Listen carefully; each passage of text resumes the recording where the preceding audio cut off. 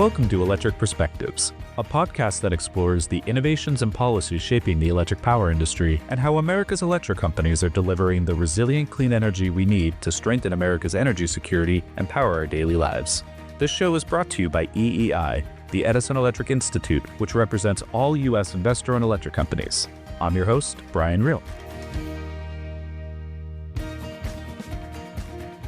Earlier this week during EEI's financial conference, CNBC Power Lunch co-anchor and senior national correspondent Brian Sullivan led a discussion with Idaho Power President and CEO Lisa Grow, Evergy Chairman and CEO and EEI Vice Chair David Campbell, and Entergy Chair and CEO Drew Marsh. On this episode, we'll hear about how electric companies are navigating today's energy landscape and working to meet the growing demands for reliable and affordable electricity.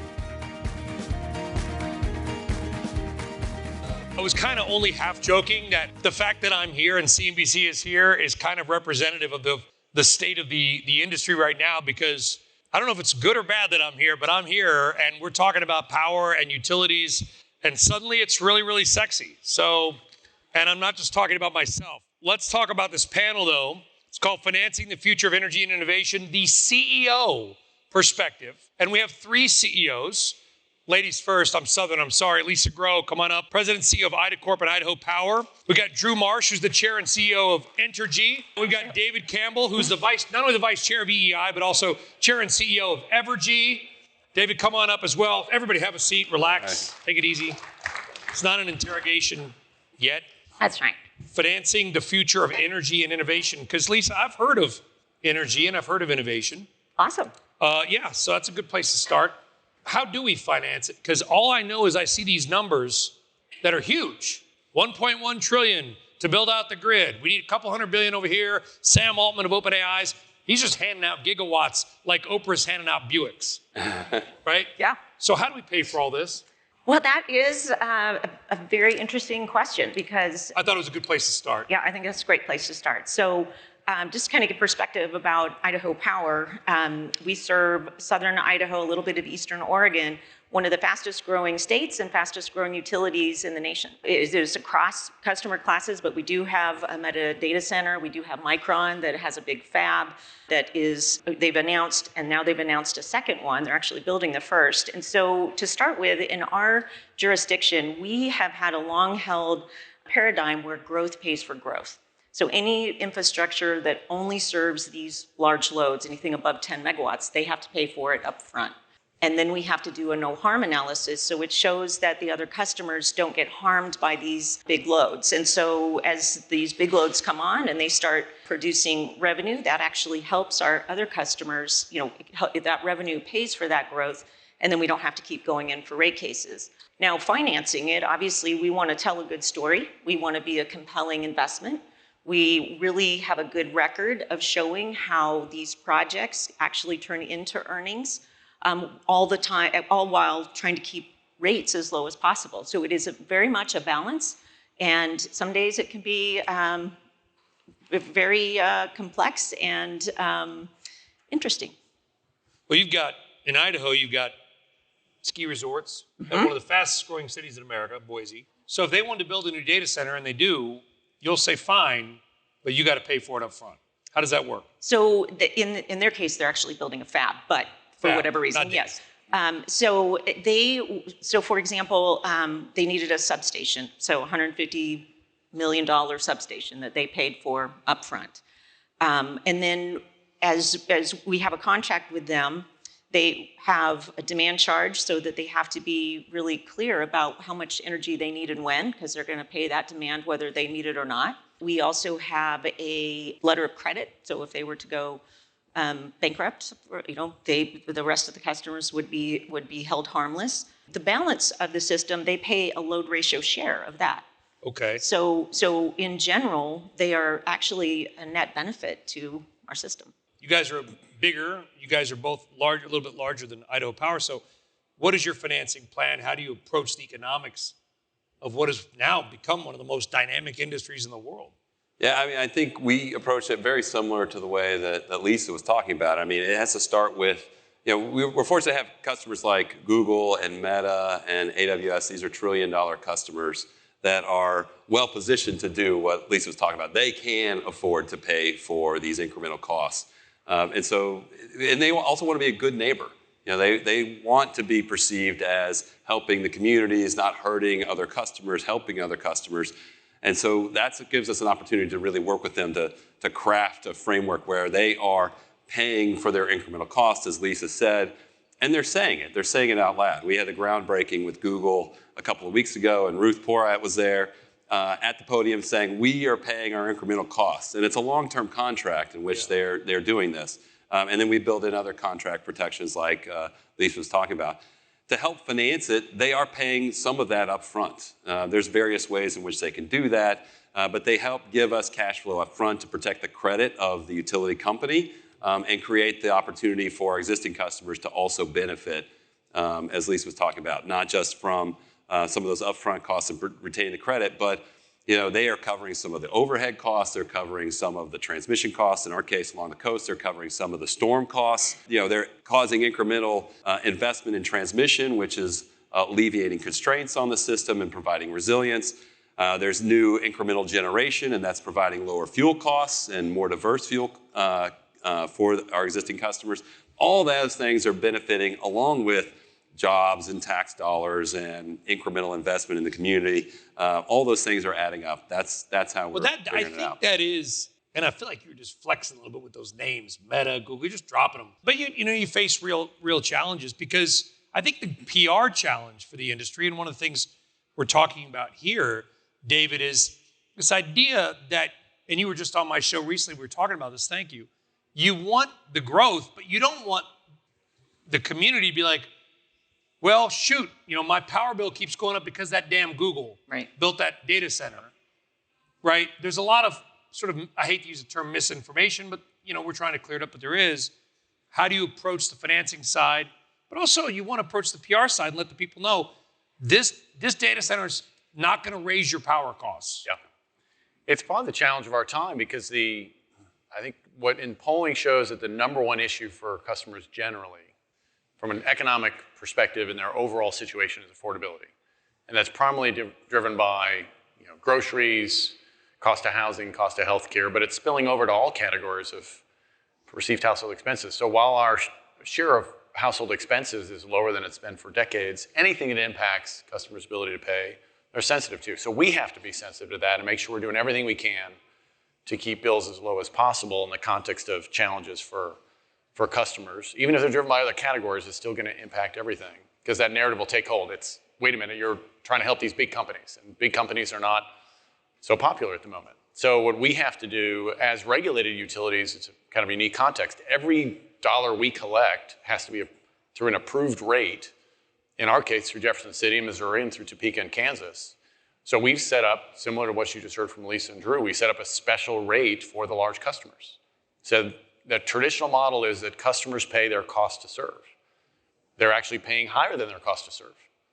So they're not paying a standard tariff. We set up a special tariff for them. And as you heard from Drew, these large customers agreed to that approach, saying, hey, we want to pay our fair share.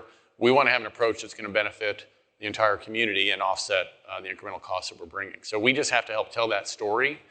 Rate design is not something that anyone wants to talk about. It's pretty confusing, but just saying people are paying their fair share. We're doing everything possible to keep rates as low as possible and take advantage of a tremendous growth opportunity for our region. It's going to drive jobs, it's going to drive tax base, it's going to put our economies on the map for a digital economy that's definitely emerging. So we're excited about the opportunity, but we have to be on the front foot in communication. So if Amazon Web Services came to you, as others have, and they said, we want to do this, we want to build this giant facility, outside of Kansas City, because by the way, KC has some of the fastest fiber lines in the world, right?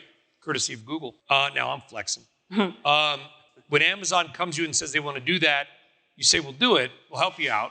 But then how do you arrange the financing? How do you, kind of like Drew, you just say, I want it up front, or? Yeah, so our tariff structure has got more protection oriented. So there's got to be, basically we're getting our commitments along with credit support. So our tariff is less oriented to the upfront support, but it's saying, hey, you got to sign up to a 12-year contract.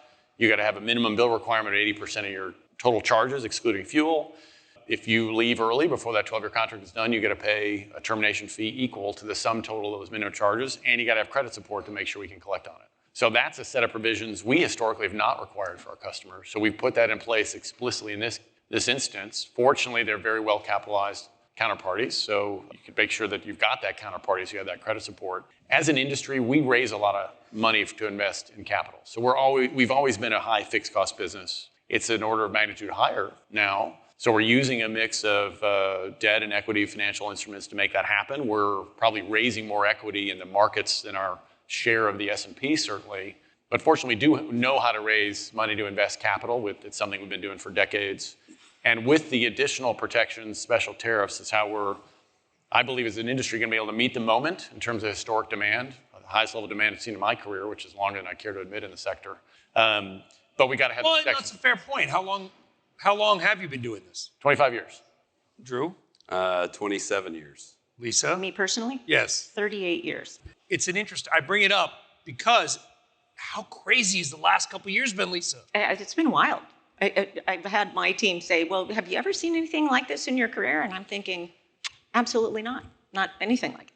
And it's exciting. I mean, to be here and be able to literally build the system of the future that generations are going to benefit from, and that we're, certainly in the crosshairs of a lot of things where, we've talked about a lot about AI, but we're also, we're building semiconductor manufacturing, there's mining, there's food processing, agriculture. So it's really across a lot of sectors. And, we like to point out as an industry that we're about 5% of the GDP, but we also like to argue we're the first 5%, because if we don't do our jobs really well, the rest of the 95 doesn't really happen. So we have this tremendous responsibility that I think we all actively embrace and are very proud of. And so we get to deploy a whole lot of things. That there were periods of Idaho Power's history where, not a lot was happening. In fact, we were losing customers. And now we are deploying as fast as we possibly can, and not just in terms of generation, but also transmission, wildfire mitigation, AI technology that's built into our systems, drones, you name it, and we have the opportunity to deploy it in a way that I think keeps the system safe, reliable, and affordable in that order. And Drew, has the financing also changed dramatically the last couple of years? I think, yeah, absolutely it has. We've moved from traditional, I don't think any of us probably needed any equity prior to 2018. And in 29, and then we had the TCJA came to be, changed the tax structure.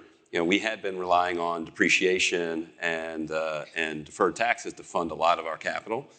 That all went away because the tax rate went down. It's a good thing overall to have the lower taxes, but it changed our financing model. So we started to dip our toes into the equity space, but now it's really taken off. I think pretty much everybody in the space needs equity. But we're leaning on equity. We're getting into preferred securities, junior subordinated securities. We have build on transfer frameworks that are getting pretty creative. What is that? Traditionally, it's been where the vendor builds it and then moves it to you whenever it's ready to go into operation. An asset could be a power plant or a transmission line or solar facility or something like that. Now it's getting a little bit more creative where banks or private equity could be the ones that are actually building it and then moving it to our balance sheet at the time that the asset is built and ready to go into operation.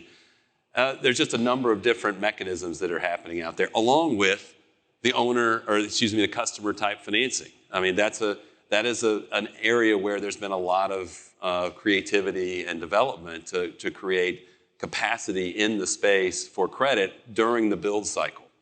I would imagine, David, again, I'm not in the industry. I sort of play one on TV. So I don't know. I'm going to probably ask a stupid question. But for 20 of those 25 years, roughly, it's like, I want to build a power plant. All right, spread it out over 20 years, whatever you do with the amortization and everything.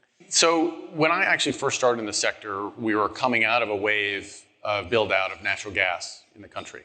And that build out ended up not playing out so well. So it was really a build out. There was an expectation of demand growth. There was an expectation need for a portfolio transition. And a lot of those assets ended up in the hands of second owners, third owners over time. And that was sort of my initial phase, was dealing with some of the fallout from that. So I think we have to, as an industry, be mindful that these cycles happen. The I'm a believer that the boom is going to be resilient, but there are going to be some blips along the way. There's no economic cycle in history that doesn't have some of those. So I think that we need to be, the good news is you can get a great support from bankers and other advisors.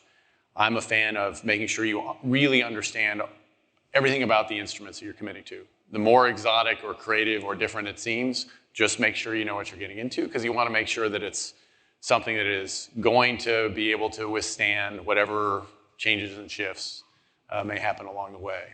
So I think that it's the good news about this growth phase. It's different from what happened 25 years ago, is it is supported by a set of very well capitalized large counterparties. And all joking aside, Meta and Google and Amazon and Oracle have, when you've got greater than $1 trillion market values, you can get comfortable with the backstop around those.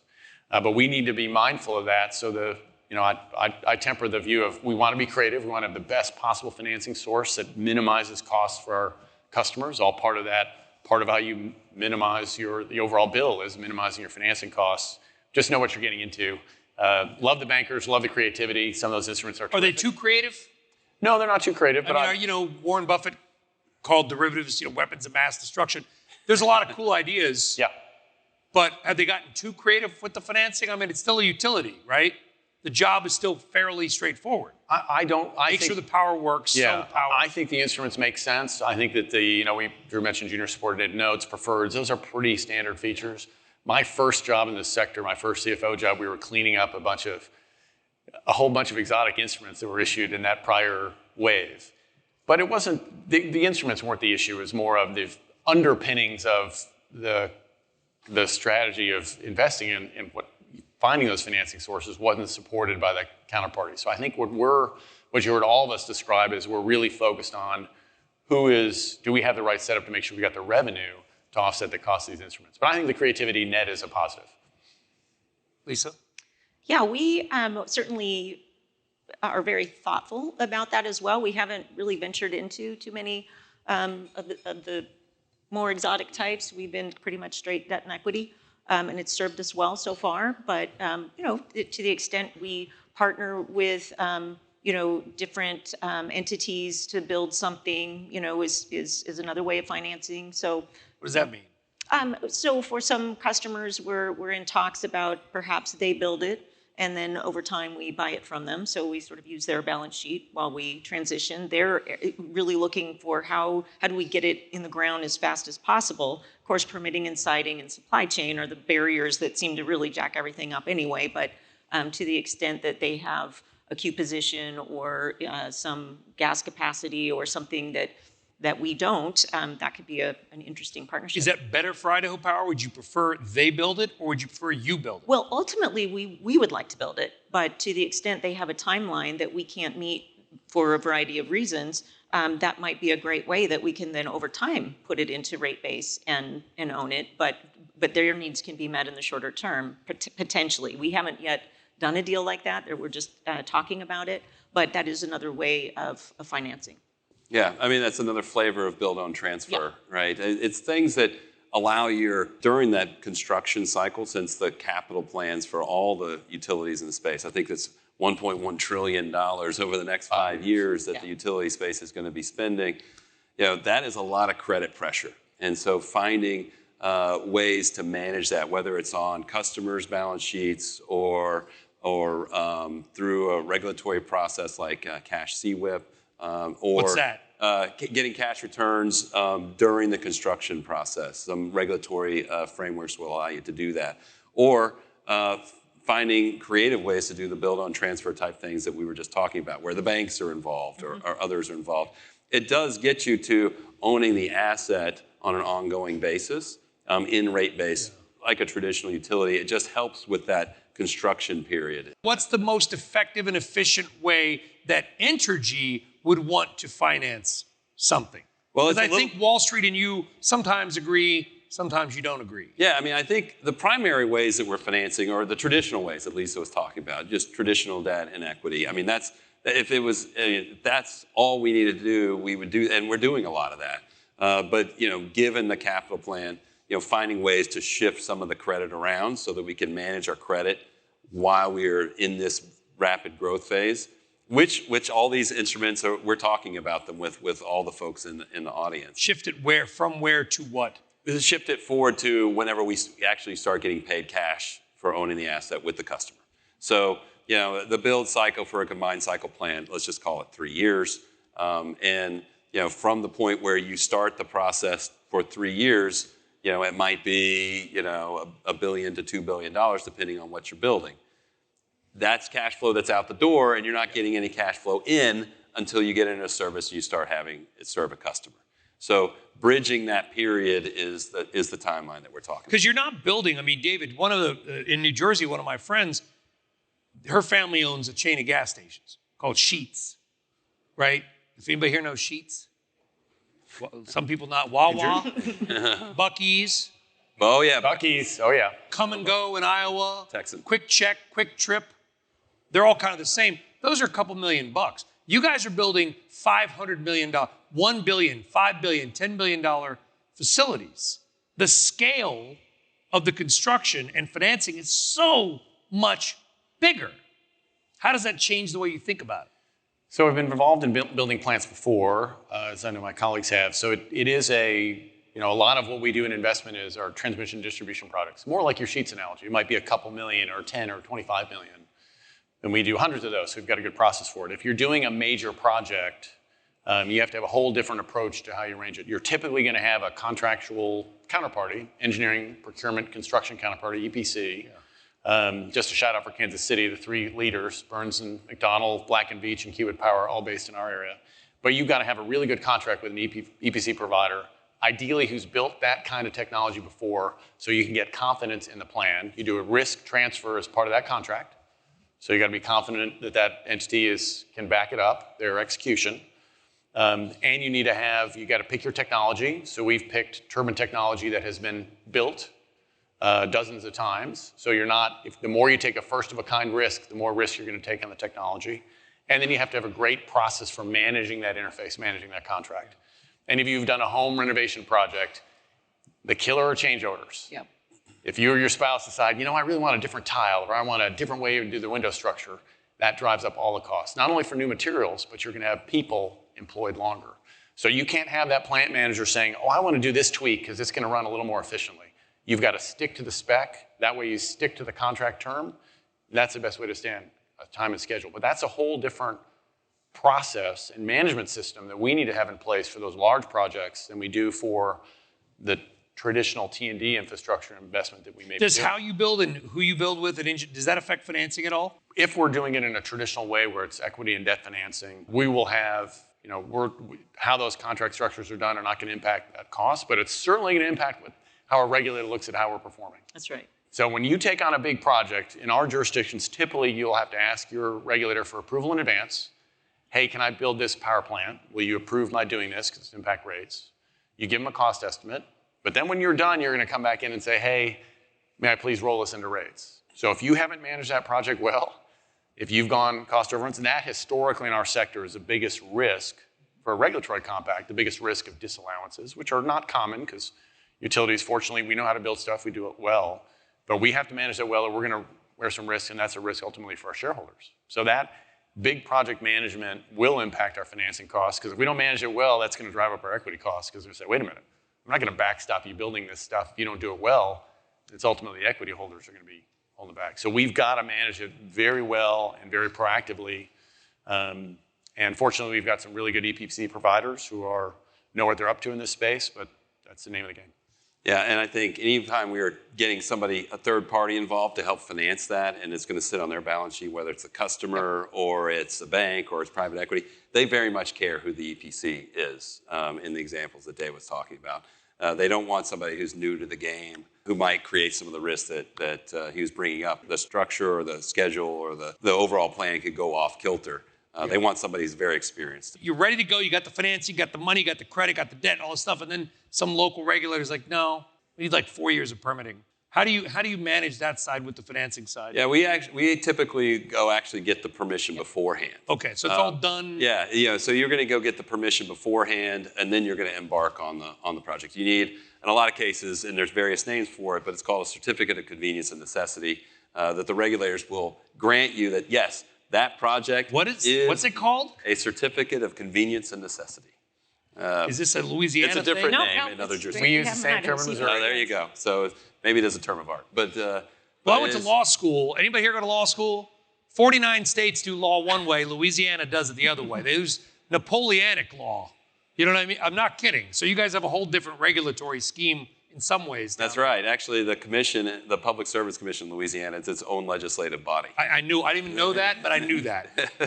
Right? You probably spent a lot of time in Red Stick, Baton Rouge. Yes, that's right. That's right. That's where it's located. So, but yeah, I think that's the framework in which we operate. Go with the commission first to get approval, and then we embark on all the financing and the execution. Yeah, same with us. So that we also have CPCN frame. Because we want to get a head nod from them that they are with us on why we're doing it. So, but it doesn't guarantee that you get a return. And then to your point about permitting, where the certificate isn't necessarily a permit, it's more sort of an agreement that the PUC is saying that's a reasonable thing to do. If they wouldn't grant it, we wouldn't go ahead at all. But we also make sure that, again, I mentioned permitting and siting. That is such a barrier to getting things even off the ground. There's, things that people, I always say our infrastructure is something everybody needs and nobody wants next door to them. And so we really struggle with sort of NIMBYism. I've heard banana, build absolutely nothing near anything. And then there's one, nope, not on planet Earth. And so those are real challenges on how to get stuff built. So, we work through it, but it takes a long time. We are just building the Boardman to Hemingway 500 kV power line. It's 300 megawatts from Southwest Idaho into Central Oregon. And it took 20 years to permit it. 20 years? 20 years. Where then is financing in the process? Well, you can't build something until you get financing, but then what if the permits don't come through? Right, so it's a big risk. And so we were $200 million in and before we even had a permit so that we could even start the financing. So it's a big financial risk. Yeah, it sure is. And so we carried that for quite a while. So obviously that has to get fixed so that we can move quicker as an industry. How do they fix it? Well, there's a lot of talk in DC about permitting. That's Drew Maloney and the EEIs. David, you're the vice chair. That's right. A letter went out to Congress. What would you like to see Congress do? What I would like to see is certainly, I think a proper amount of study and understanding of the impacts is warranted. But the fact that it goes on for so long and everything is done in series and the same groups will bring the same issues over and over and over for 20 years, so no one can make a decision, I would hope it could shorten the timeline, get rid of the processes that are really not producing anything of value, and have it done so that we can bring the issue, we can solve the issue, and we can move on, and not just have it being forum shopping. I think you could cut the time way down. Yeah. The best way that we'll be able to keep bills as low as possible is to cut the red tape and build things efficiently. We can still evaluate projects and make sure that they make sense, that there's the right scrutiny, but it shouldn't take 20 years. Yeah. We can do that. Why does it?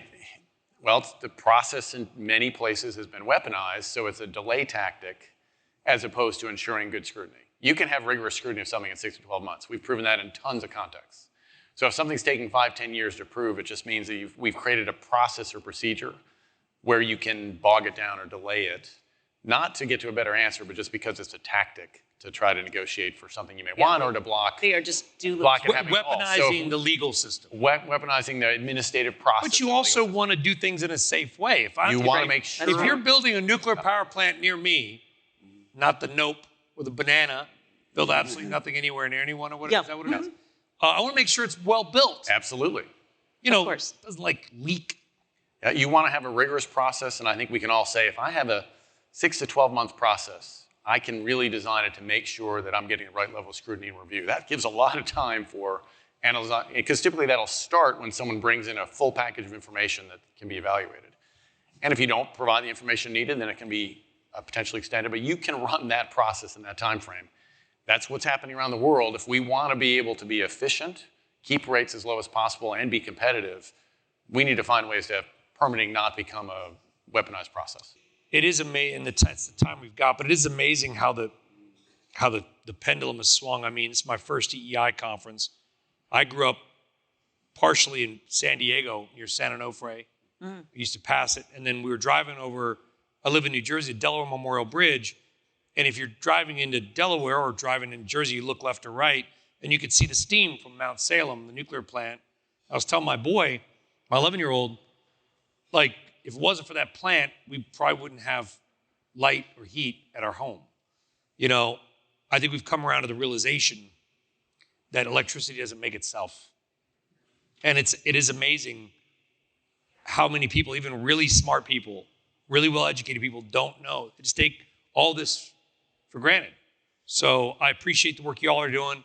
I appreciate the work that the Wall Street's doing. I really appreciate all your time. You made me smarter, Lisa, Drew, David. A big hand to our panelists, please. Have a great rest of your conference. Thanks for coming to this panel. Yeah, thank you. It's a wrap. That's our show for today. Thank you for listening, and be sure to subscribe on Apple Podcasts, Spotify, Podbean, or wherever you get your podcasts. To learn more about EI's members and the electric power industry, visit our website at electricperspectives.com.